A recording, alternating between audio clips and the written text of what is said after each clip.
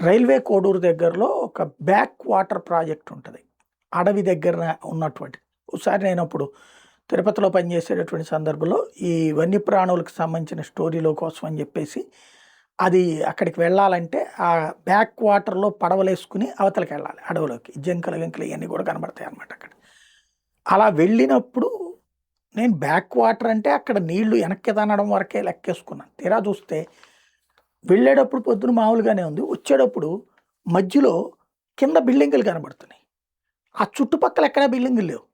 కింద నీళ్ళల్లో కనబడుతుంటే మామూలుగా మనం ఏమనుకుంటాం ఆ బిల్డింగుల నీడలు కనబడుతున్నాయి అనుకుంటాం.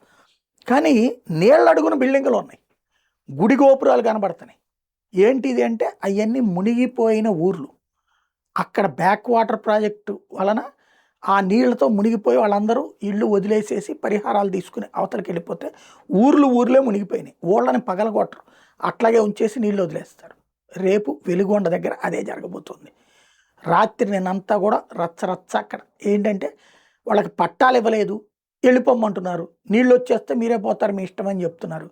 కలెక్టర్ మీద కోపం వచ్చింది జనానికి. చివరికి రాత్రి వెళ్ళి కలెక్టర్ పట్టాలు ఇవ్వడం ఆ పైన.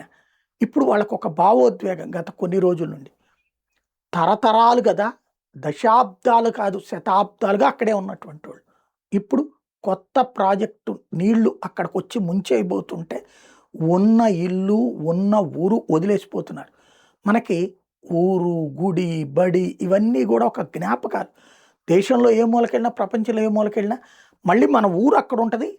ఎలా ఉంది, ఎదిగిందా, తగ్గిందా, అట్లాగే ఉందా అనుకుంటాం. కానీ ఊరే ఉండదు, మన ఇల్లే ఉండదు, ఆనాటి ఇల్లు మునిగిపోతుంది అంటే ఉండే భావోద్వేగమే ఇప్పుడు వెలుగొండ ప్రాంతంలో కనబడుతున్నది.